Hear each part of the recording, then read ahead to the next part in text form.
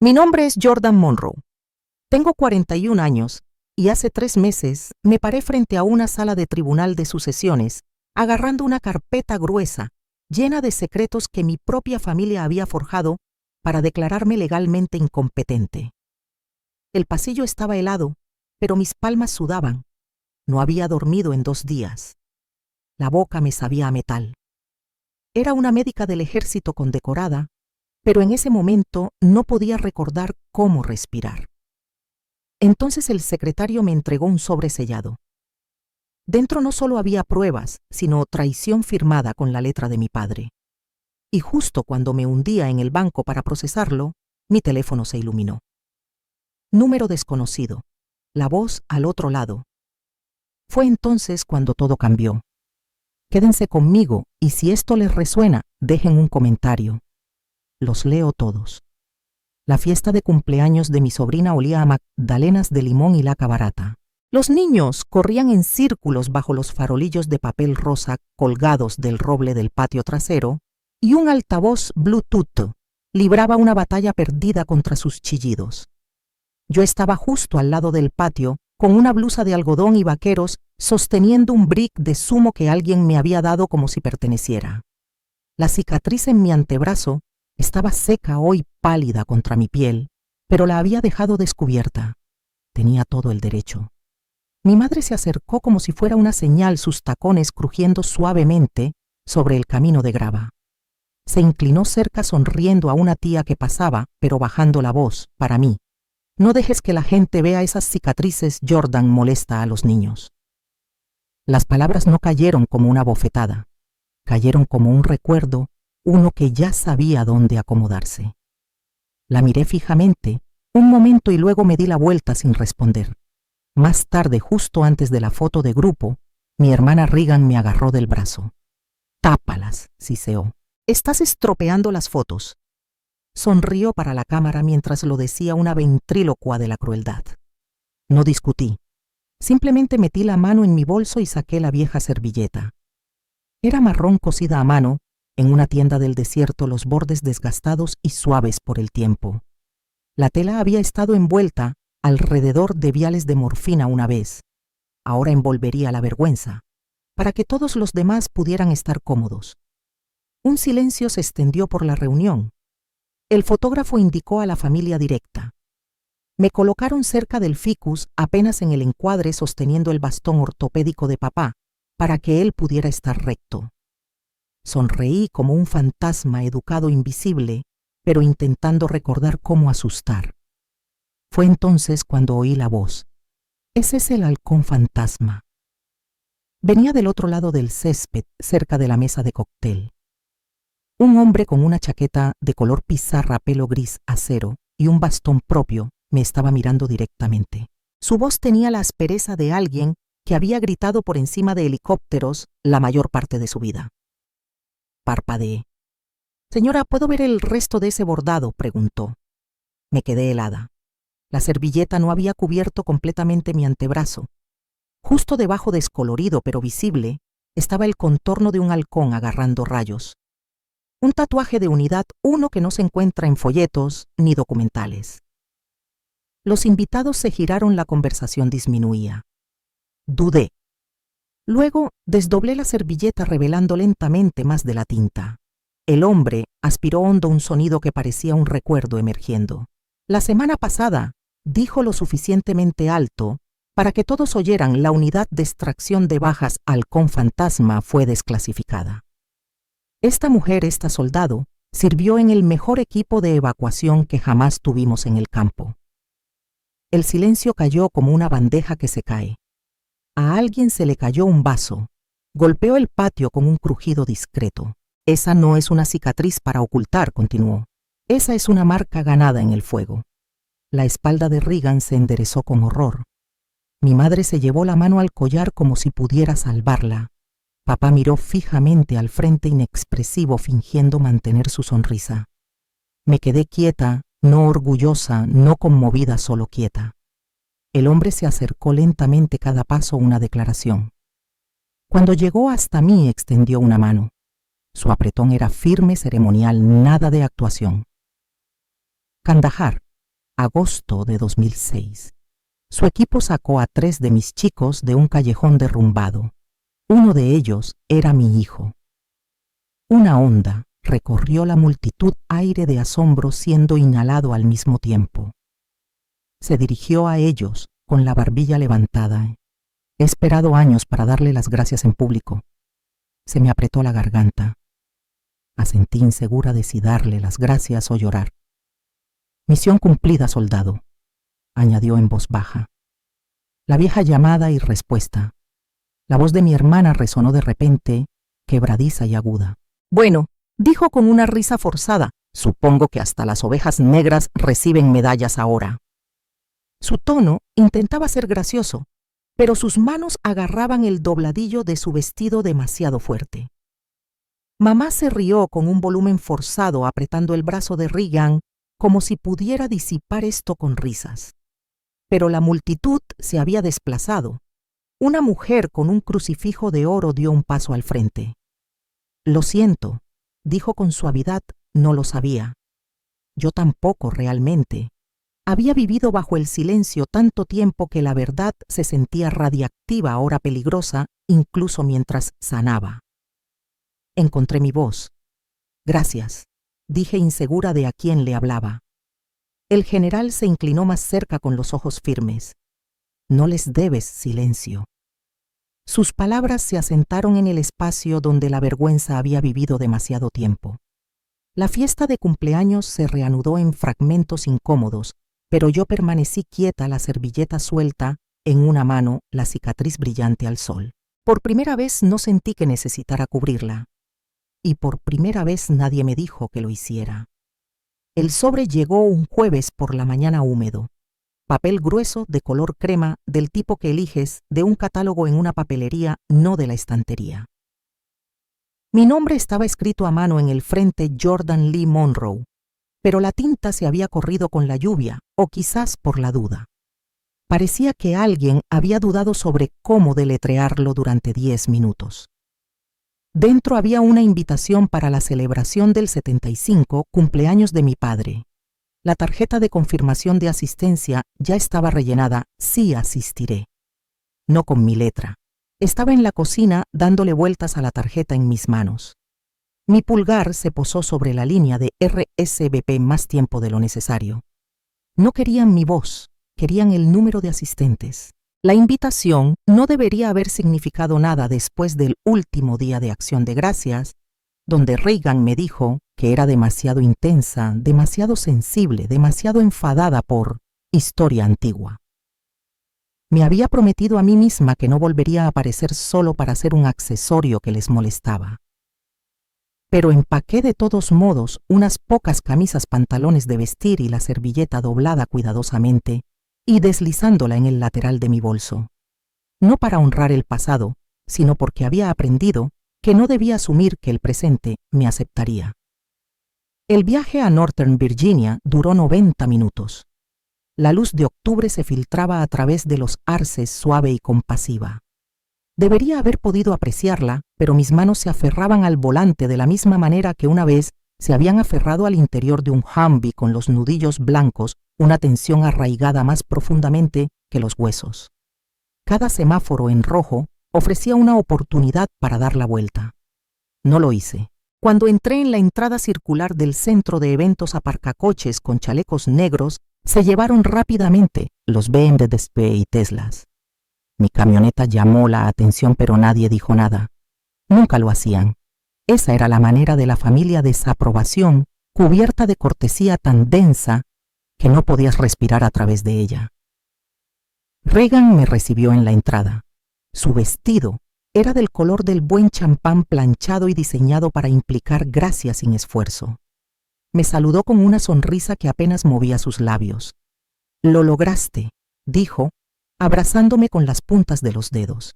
«Pareces sana», murmuré, y me arrepentí inmediatamente. Retrocedió y echó un vistazo a mi brazo. «Espero que trajeras algo para cubrirte. Las fotos empiezan en 20 minutos». Asentí. «También me alegra verte». Dentro las arañas de cristal brillaban como arte escénico. Las mesas estaban cubiertas con lino blanco y adornadas con oro. Los invitados deambulaban sosteniendo cócteles de autor, intercambiando historias sobre segundas residencias y dividendos trimestrales. Me dirigí hacia la esquina, sintiéndome como ruido de fondo en mi propia línea de sangre. Wade, el marido de Reagan, presidía la corte, cerca del ponche. Oí su voz por encima de la música. La hermana menor de Reagan sirvió en algún lugar en el extranjero, ¿verdad? Alguien se rió como si fuera un chiste. Me dirigí hacia el bar y pedí un agua con gas. El burbujeo llenó el espacio que dejaron sus palabras. Entonces el fotógrafo llamó a la familia para que se reuniera. Me entregaron el bastón ortopédico de papá de nuevo. Nadie preguntó, simplemente asumieron. Me coloqué cerca de Reagan. Al otro lado susurró, mejor luz para piel lisa. Me moví más lejos. Terminé al lado de una palmera en maceta medio fuera del encuadre. Los flashes saltaron. La manga se subió. El borde de la cicatriz se asomó. La sonrisa de Reagan vaciló. Jordan dijo entre dientes apretados, «Cúbrela, por favor. Estás estropeando la foto». Las conversaciones a nuestro alrededor se detuvieron como si alguien hubiera frenado toda la sala. Volví a envolver la servilleta lentamente esta vez, con precisión como si estuviera cerrando el nudo de la memoria en lugar de la herida. El fotógrafo asintió, perfecto. Después me dirigí hacia la mesa del buffet principalmente para evitar hablar. Una mujer que no reconocí preguntó si formaba parte del equipo de catering.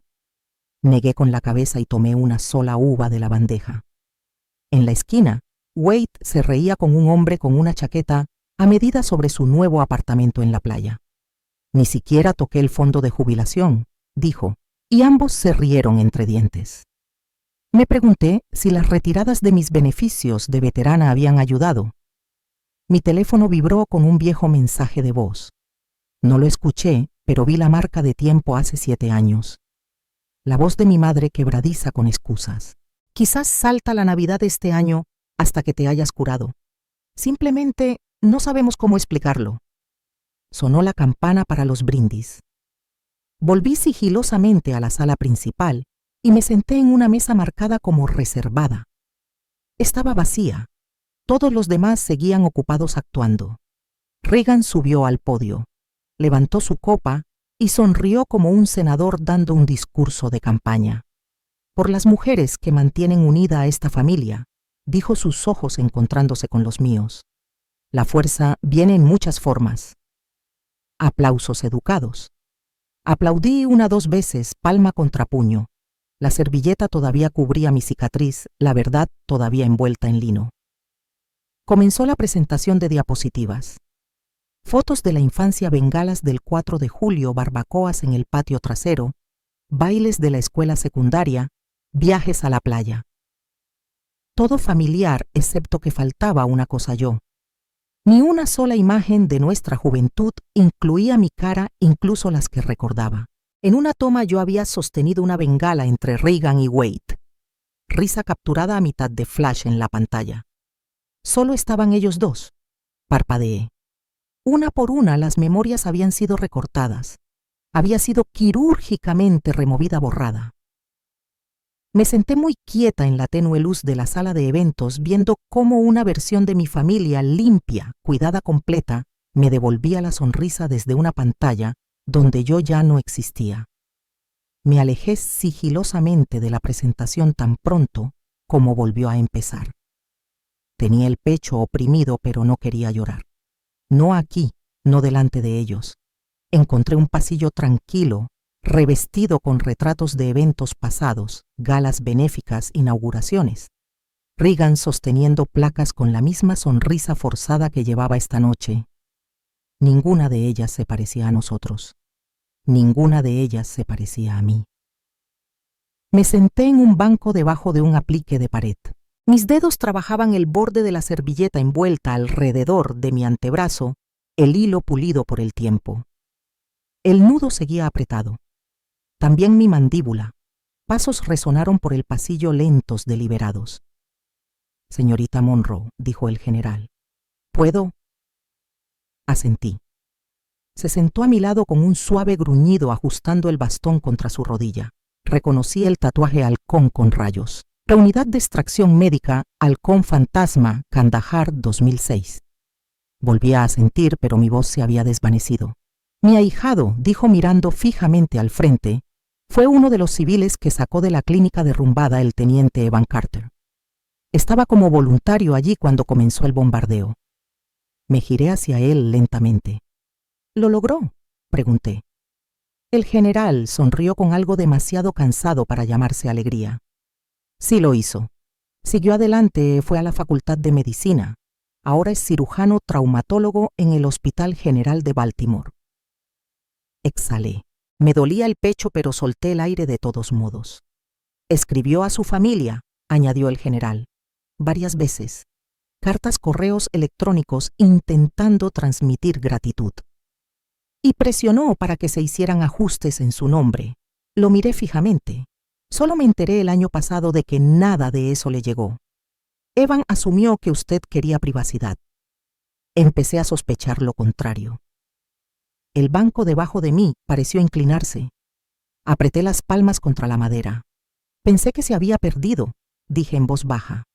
El correo se pierde, los registros se revuelven, eso es lo que me dijeron. Se giró con los ojos afilados. El correo no se pierde 3 veces a través de 2 cadenas de mando y una carta personal. Alguien se aseguró de que usted nunca viera esas palabras. El silencio se extendió entre nosotros. Sentí cada latido que faltaba. No entiendo, dije, mi voz más pequeña de lo que me hubiera gustado. No solo estaban avergonzados de sus cicatrices, dijo el general, estaban avergonzados de lo que significaban, de que usted había hecho algo que ellos no podían controlar, de que había ganado algo que ellos no podían. Miré al suelo. La servilleta temblaba en mi regazo, también mis manos. ¿Por qué me dice esto ahora?, pregunté. Sacó un papel doblado del bolsillo de su abrigo. Evan me pidió que le entregara esto si alguna vez la encontraba en persona. Creo que sabía que un día sucedería. Desdoblé la carta. Era corta, escrita a mano. La gratitud clara en cada línea. Recordaba el calor, el pánico, el momento en que mi voz atravesó los escombros como un faro. La forma en que había dicho, no te mueres aquí, no bajo mi guardia. Terminó con, no tendría una carrera, una familia o una vida sin usted. Gracias por negarse a dejarme. No podía hablar, Riz, no podía hablar. También le ofrezco algo más, dijo el general rompiendo el silencio. Un abogado, uno bueno. Ayudó a Evan con la navegación de los beneficios de veteranos cuando empezó a retribuir. Sabe cómo impugnar un registro, especialmente uno que ha sido manipulado. Lo miré. ¿Por qué me ayudaría? Porque alguien debería haberlo hecho hace años, dijo. Y porque no creo en fantasmas, no cuando los vivos todavía están siendo enterrados. Doblé la carta con cuidado y la deslicé en mi bolso. No les debes silencio, dijo de nuevo. Asentí una vez. El nudo en mi garganta no se aflojó, pero se asentó como si algo dentro de mí hubiera dejado de deambular. Se levantó lentamente y ofreció una mano. Se la estreché. Gracias. General Harold, dijo, se ganó el trato de tú hace mucho tiempo. Volvió a bajar por el pasillo su bastón marcando un ritmo suave. Me senté un momento más, mirando fijamente la pared de recuerdos curados que nunca habían hecho espacio para los míos. Pero esta noche alguien había dicho mi nombre con honor y alguien más a medio mundo de distancia estaba salvando vidas, porque yo había salvado la suya. Habían intentado enterrarme en silencio, pero de alguna manera, contra todo pronóstico, una carta había sobrevivido. Volví al salón de baile justo a tiempo para coger el final de un brindis al que no me habían invitado a brindar. Reagan estaba de vuelta en el micrófono, los ojos brillantes bajo la araña de cristal.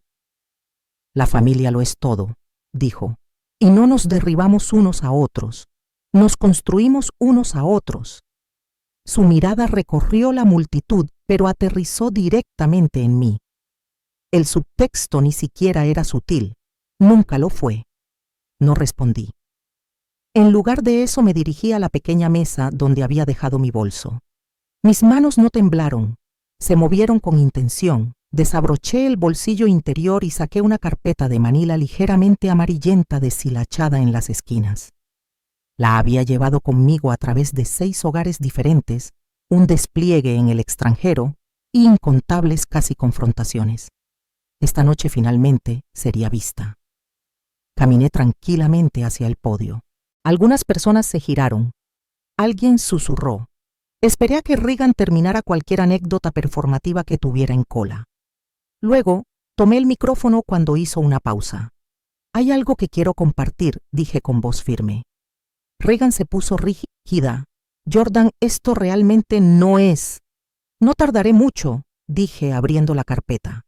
Último año de secundaria. Regan presentó un ensayo para el Concurso Nacional de Ensayo de Humanidades. Ganó una beca completa para Stanford. Reportaje local en el periódico. Foto familiar en el patio trasero con un cheque gigante de cartón. Algunas cabezas asintieron, algunas cabezas más se giraron.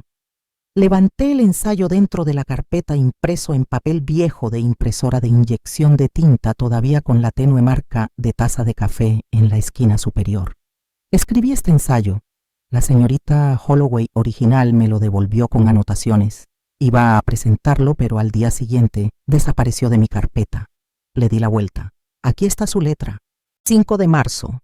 2 semanas antes de que cerrara el concurso. Leí en voz alta la nota al margen de la profesora, inquietante, maduro y profundamente original.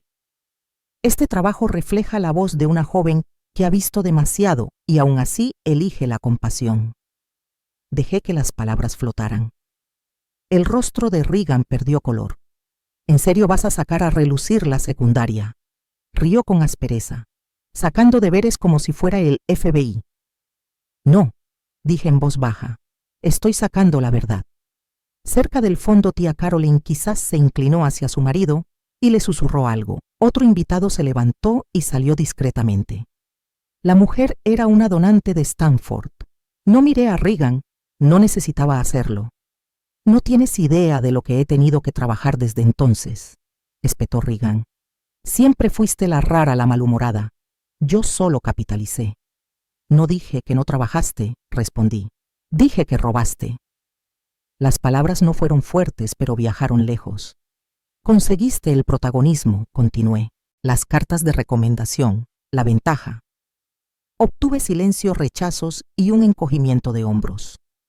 Otra voz intervino el tío Jim desde el otro lado de la mesa.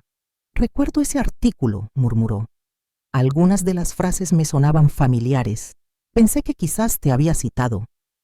Regan se giró hacia mamá. Di algo. Mamá parpadeó como si acabara de darse cuenta de que la sala no había estado aplaudiendo durante los últimos 5 minutos. Fue hace tanto tiempo, dijo. No podéis simplemente dejarlo pasar. Me giré hacia ella lentamente. Sí lo dejé pasar durante años, pero no me dejé ir a mí misma, y esa es la diferencia. Regan se cruzó de brazos. ¿En serio estás aquí intentando arruinarme la vida por un ensayo de universidad? No, dije. Estoy aquí porque construiste tu versión de la vida sobre una historia que nunca fue tuya y perdí la mía en el proceso. Los jadeos fueron innecesarios. El silencio bastó. Cerré la carpeta y la sostuve contra mi pecho. Me borraste una vez, dije, en presentaciones, en historias familiares, en solicitudes de universidad, pero no esta noche. Regan no tuvo una respuesta, no una real. Se dio la vuelta a la copa de vino temblando en su mano. El general estaba de pie junto a la barra asintiendo lentamente, como un testigo que había visto esta guerra antes. Me giré desde el podio no a aplausos, sino a algo mejor reconocimiento. La gente no estaba aplaudiendo, estaba pensando, y eso me di cuenta era suficiente. Justo antes de cortar la tarta, sorprendí a Regan inclinándose hacia nuestra madre con la voz suave y resbaladiza. Ella no sabe lo del segundo fondo, ¿verdad? Dicho casualmente como una pregunta sobre colores de servilletas, pero cayó como una granada. No reaccioné, no entonces, pero tampoco me fui. Esa noche, cuando los invitados terminaban el vino en el patio y la risa cubría la incomodidad, entré en la cocina donde mamá limpiaba una encimera ya impecable. Mamá, dije, con voz baja pero aguda. ¿Qué es lo del segundo fondo? Se giró demasiado lentamente y su sonrisa tardó un segundo más de lo debido en aparecer. Oh, cariño, fue solo algo que tu padre estableció hace mucho tiempo, una cuenta de respaldo nada serio. ¿Para qué? Se encogió de hombros. Emergencias. Nada que hayamos usado nunca. Me crucé de brazos. ¿Dónde está? Agitó la mano como quitando migas. No sé, probablemente cerrada. No queríamos molestarte con eso mientras estabas desplegada, ya tenías bastante con lo que lidiar. Esa no era tu decisión, dije. Me di la vuelta y me fui antes de que pudiera justificarlo convirtiéndolo en ficción. Me dirigí por el pasillo hacia la antigua oficina de mi padre. La puerta seguía cerrada tal como la recordaba. Abrí el cajón de la cómoda cerca del pasillo, un lugar donde de adolescente una vez encontré su llave de respaldo escondida debajo de chequeras de repuesto y registros de coche caducados. Todavía estaba allí. El archivador emitió un gruñido reacio al abrirse. Dentro, carpetas cuidadosamente etiquetadas. Hojeé hasta que una me llamó la atención. Fondo de Recuperación Monroe. Fiduciario Elizabeth Monroe. Me senté en su vieja silla de escritorio y la abrí. La primera página era un comprobante de depósito beneficios de discapacidad de veteranos mensuales constantes. La siguiente página era una retirada a una cuenta conjunta del hogar. Otra A. Asistencia educativa Arman Roe. Luego de nuevo, matrícula pago inicial. Impuestos de propiedad para una casa en Maple Ridge, la dirección de Reagan. Página tras página, año tras año. $400 aquí, 1,100 allá. El total comenzó a subir en mi cabeza como agua en una habitación cerrada. Entonces lo vi. Reserva conmemorativa. Cementerio de Veteranos, parcela doble sección, R, fila E. Parpadeé, volví a mirar. La reserva se había hecho usando una copia de mi formulario DD 214, mi baja. Mi nombre. Mis padres, ninguno de los cuales había servido ni un día, habían usado mi historial militar para comprarse una parcela funeraria en tierra sagrada. Hice un sonido. No un sollozo, no una palabra, solo algo crudo que rompió el silencio. No solo me habían eliminado, me habían usado. Por dinero, por imagen, por símbolos que no habían ganado. Me levanté temblando y me dirigí al armario de lo que una vez fue mi dormitorio. La habitación estaba redecorada, ahora preparada como una habitación de invitados, con cojines decorativos neutros y sin recuerdos. Pero la estantería superior aún guardaba una vieja caja de zapatos, una que no había tocado en más de una década. Dentro había cartas manchadas de arena que había enviado a casa desde Irak, un dibujo a lápiz de la bandera americana de una niña que sacamos de un edificio derrumbado en Mosul, una Polaroid de mi escuadrón con los brazos cruzados unos sobre otros, polvorientos y sonriendo. Y en el fondo un sobre blanco, para el señor y la señora Monroe. Dirección del remitente teniente Dennis R. Michaels, 82, la división aerotransportada. Lo abrí con cuidado. Dentro había una carta de recomendación. Mi condecoración por acciones bajo fuego. Mi oficial al mando la había enviado personalmente a casa.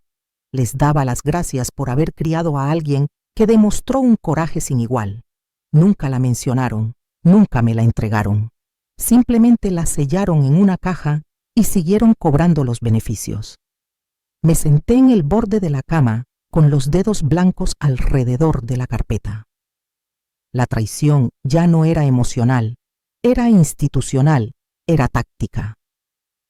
No solo habían reescrito mi historia, la habían robado.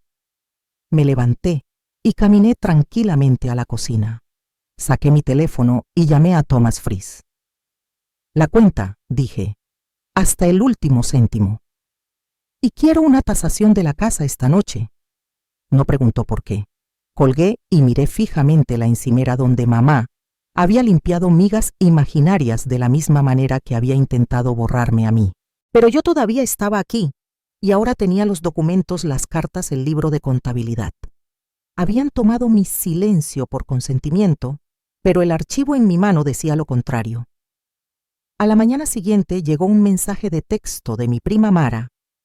Ten cuidado, tu padre ha estado preguntando algo sobre tutela. Miré fijamente la pantalla, luego lo volví a leer. Tutela. No era una palabra que se usara a la ligera. Significaba que alguien pensaba que eras incapaz legalmente, médicamente, que querían control sobre tus decisiones, tus bienes, tu vida. Llamé a Thomas inmediatamente. Averigua si se ha presentado algo, dije, y busca mi nombre bajo sucesiones no solo civil. Si está intentando entrar por la puerta trasera, ahí estará. Me devolvió la llamada 3 horas después. Aún no se ha presentado ninguna petición, pero encontramos algo en borrador. No público, no activo. Es extraño. Muéstramelo. Envió un PDF por correo electrónico. Petición de tutela Jordan Elman Roe. Declaración adjunta de inestabilidad mental. Firmada por el Dr. Kenneth Wilcox. Fecha 2014. El Dr. Wilcox había sido nuestro médico de cabecera cuando era niña. También llevaba muerto 9 años.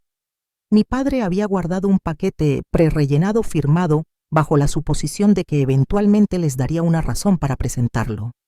No habían disparado la bala, solo la habían cargado y esperado. Necesitaba pruebas. No solo para detenerlos, sino para exponerlos. Así que hice una llamada con número oculto, tono casual. Hola Jake, soy Wade, el marido de Regan. Solo llamando para ver cómo estás. Jake, mi primo segundo, el que me rodeaba cerca del borde de cada evento familiar, el que pensaba que el poder venía en susurros. Sí estoy vigilando, dijo con facilidad. Todavía vives sola, sin novio, sin compañero de piso. Lo hace más fácil, ¿verdad? ¿Más fácil para qué? Ya sabes, dijo, la tutela sale adelante, la casa se vende, todos están bien. El tío Ron solo quiere que esto se resuelva antes de fin de año. Pulsé stop en la grabadora de mi bolso. No dije ni una palabra más, simplemente colgué. Luego le envié un mensaje de texto desde mi número real. Café en 1 hora, en el Riverside Diner. Tenemos que hablar. Apareció con un aspecto demasiado relajado. No quiero drama, dijo mientras se deslizaba en el banco. Ya lo creaste, respondí poniendo la grabadora en la mesa. Y está de acuerdo conmigo. Se quedó helado. Parpadeó, no dijo nada. Pensaste que me quedaría callada, dije, como siempre hacía. Pensaste que el trauma significaría que olvidaría cómo protegerme. Jordan, vamos. Me levanté, cogí la grabadora y salí.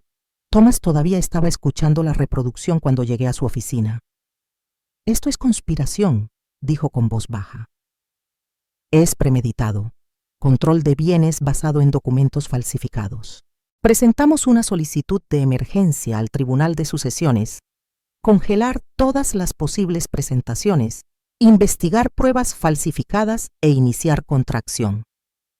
Esa tarde me senté frente a Mónica Reyes, una abogada de derechos civiles recomendada por el general. Examinó el documento falsificado, levantó una ceja y lo hizo a un lado.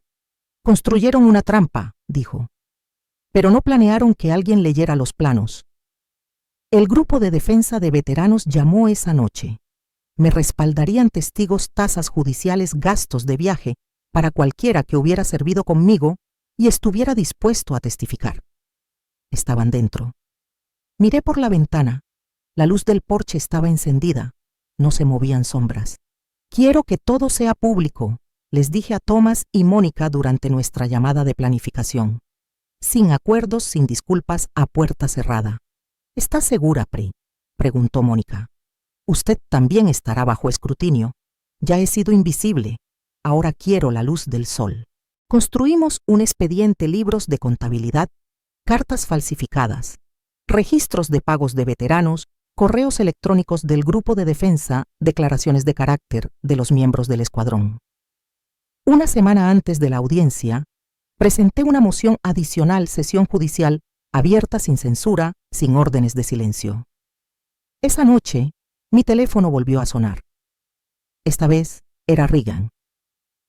Estás sacando esto de proporción, siseó. Siempre tan dramática. Siempre haciendo que todo gire en torno a tu trauma. No respondí. Simplemente abrí mi galería de fotos, hice una captura de pantalla de la carta de tutela falsificada y se la envié por mensaje de texto. Pie de foto, buen intento, nos vemos en el tribunal. No volvió a llamar. El aire en mi apartamento cambió. No era más ligero, solo más afilado como la calma antes de una tormenta. Finalmente, estaba lista para encontrarnos cara a cara. Imprimí cada documento, marqué cada sección con notas adhesivas y las coloqué en una carpeta lo suficientemente gruesa como para hacer ruido al golpearla contra una mesa. Thomas programó la audiencia para 2 semanas después. Tiempo suficiente para reunir declaraciones de testigos, dijo. No suficiente para que inventaran nuevas excusas. Afuera el aire se había vuelto frío. No lo noté. Por dentro me sentía concentrada. Esto ya no trataba del duelo. Se trataba de la justicia entregada línea a línea, libro de contabilidad por libro de contabilidad. Y esta vez nadie podría borrarla. El juzgado olía a polvo y linóleo. El tipo de lugar donde la justicia se mueve lentamente, pero cuando finalmente se mueve, deja surcos. A las 8:06 am la sala del tribunal estaba llena. Escaneé la galería desde mi asiento en la mesa del peticionario, una fila de veteranos mayores con gorras descoloridas, algunos reporteros que reconocí del periódico local, uno del Canal 6 Vecinos, un par de señoras de la iglesia que dejaron cazuelas cuando mamá tuvo cirugía de cadera. Su presencia era ruidosa en su quietud. Regan se sentó frente a mí con la mandíbula tensa, revisando su teléfono como si esperara un Uber. Papá a su lado, llevando la misma chaqueta que usaba para funerales y eventos benéficos. No me miró. Llevaba una chaqueta azul marino sencilla, limpia. La servilleta marrón estaba doblada cuidadosamente en mi bolsillo, no para esconder nada, solo para recordar. La jueza entró a las 9:02. Pelo plateado, voz firme, sin tolerancia para juegos. Su toga llevaba cintas de servicio justo por encima del dobladillo color arena del desierto. No se me escapó. Expediente 2063 A. Monroe contra Monroe. Acusaciones de explotación financiera, presentación fraudulenta de tutela y moción de protección cautelar. Abogado, proceda. Thomas se puso de pie. Su señoría, mi cliente Jordan Lee Monroe, es una médica de combate condecorada. Sus familiares, incluidos los demandados, orquestaron un desvío financiero a largo plazo de sus beneficios de veterana. Intentaron declararla legalmente incapacitada con una declaración médica falsificada y ocultaron condecoraciones y registros militares. Solicitamos restitución, órdenes de protección y una investigación formal sobre conducta criminal. Abrió la carpeta pestaña tras pestaña, transacciones, firmas, una carta notariada, de un médico fallecido, registros de pagos de veteranos, la admisión grabada de Jake. Regan puso los ojos en blanco y le susurró algo a papá. La jueza levantó una ceja. ¿Tiene alguna respuesta, señorita Monroe? Regan se puso de pie. Su señoría, mi hermana siempre ha sido inestable. Exagera, es dramática. Esto es historia personal siendo usada como ficción en el tribunal. Papá añadió. Estábamos intentando ayudarla. Pensábamos que necesitaba orientación. Thomas habló con calma, falsificando documentos de tutela y gastando sus cheques de discapacidad. La jueza no parpadeó. Llame a su próximo testigo. Una silla raspó en el fondo. El sargento mayor Samuel Ford entró en el pasillo. Espalda recta, uniforme impecable, medallas brillando como la verdad en forma de metal. Se acercó al estrado, saludó a la jueza y prestó juramento. «Sargento mayor Ford», preguntó Thomas, «¿en qué capacidad sirvió con la señorita Monroe?» «Lideré el tercer pelotón de la unidad Halcón Fantasma. Jordan Monroe fue nuestra médica principal durante el despliegue en Kandahar en 2006. ¿Qué puede decirle al tribunal sobre su competencia?» Ford sonrió. Curó a 3 hombres mientras el fuego enemigo derrumbaba una pared. sacó a otro de un Humvee en llamas con un brazo funcional y redirigió nuestra ruta de evacuación a mitad de misión, lo que probablemente salvó el convoy. No solo es competente, es la razón por la que estoy vivo. Hizo una pausa, luego metió la mano en una carpeta. Me gustaría leer de un informe de campo desclasificado. Entrada del 9 de agosto de 2006. La jueza asintió. La médico Monroe demostró un juicio de campo excepcional superando el de los oficiales superiores en el lugar. Evacuación coordinada con mínimo retraso bajo máxima amenaza. La moral y la supervivencia mejoraron debido a su sola presencia. La sala del tribunal estaba en silencio. Incluso la galería se quedó inmóvil. Thomas preguntó, en su opinión profesional, ¿podría esta persona gestionar sus asuntos personales y legales? Ford rió entre dientes. Gestionó un hospital de campaña en la parte trasera de un Humvee. Podría dirigir este juzgado con los ojos vendados.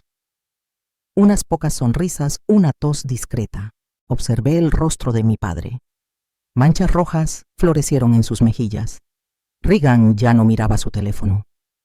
Thomas se giró hacia mí. Señorita Monroe, ¿desea hacer una declaración? Me levanté. Mis manos no temblaron. No vine aquí para humillar a nadie, dije. Vine porque el silencio es el suelo donde crece la traición. Serví a mi país. Volví a casa con heridas, sí, pero también con habilidades, compasión y determinación. Mi familia vio debilidad en esas cicatrices. Usaron mi nombre, mis beneficios y mi ausencia para reescribir mi historia. Escaneé la sala. Me borraron de fotos, de recuerdos, de documentos, pero no lo lograron. Guardé la verdad y ahora pertenece a la luz.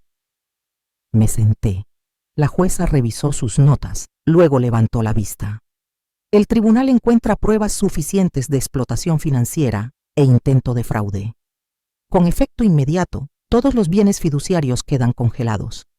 Se emite una orden de protección que impide cualquier presentación adicional de tutela. Este asunto será remitido para revisión criminal. Nadie aplaudió. Nadie necesitaba hacerlo. La verdad tenía peso y ahora tenía voz.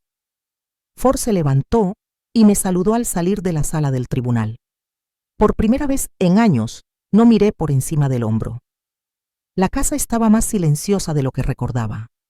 Vacía ahora, preparada para la venta. Cojines decorativos neutros alineaban el sofá del salón y un tenue olor a limpiador de limón persistía en el aire como si alguien intentara demasiado borrar la historia. Caminé por cada habitación lentamente, no de duelo, no reviviendo, solo observando. El dormitorio de mi infancia se había transformado en una habitación de invitados, pero las tablas del suelo aún crujían de la misma manera cerca de la ventana. En la cocina, el mismo calendario aún colgaba en el lateral de la nevera congelado en un mes de hace 2 años. En algún momento, la casa se había convertido en un museo de evitación, pero nunca fue mía para llorar. Ya no. En el salón encima de la chimenea fría, coloqué un marco en la repisa de la chimenea. Dentro había una sola hoja de papel, mi carta de condecoración de Kandahar, la Real, con la firma del oficial al mando y la fecha aún nítida en la parte inferior. No era un monumento a ellos, era un marcador para mí. Prueba de que había sobrevivido a algo más que una guerra. Afuera el viento mecía los árboles suavemente. El agente inmobiliario vendría por la mañana. Dejé las llaves en la encimera de granito y cerré la puerta principal detrás de mí sin mirar atrás. Algunos finales no necesitan testigos. 2 semanas después, me senté en la oficina comunitaria del centro de veteranos, en el centro guiando a un veterano más joven a través de un proceso de apelación de beneficios. Tenía cicatrices de quemaduras en un lado del cuello y un tartamudeo que se hacía más fuerte cuando la gente le interrumpía. Dijeron que no presenté a tiempo, murmuró. Deslicé el formulario correcto sobre la mesa.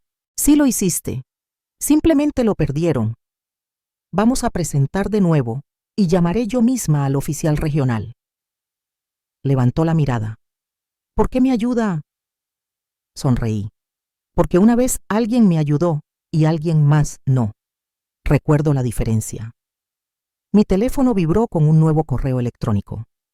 Otro veterano preguntando si hablaría en su grupo ambulatorio otra consulta de una organización sin fines de lucro, intentando crear una guía de recursos para mujeres militares que enfrentan conflictos familiares después de la baja.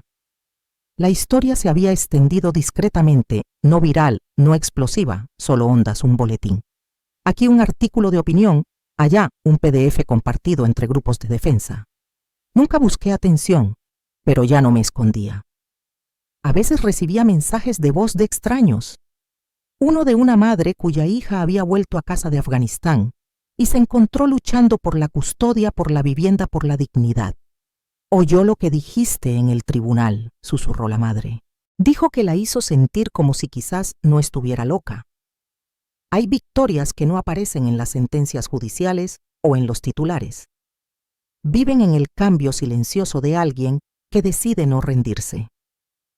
Conduje al centro de veteranos un viernes por la mañana y noté una nueva pancarta sobre la entrada.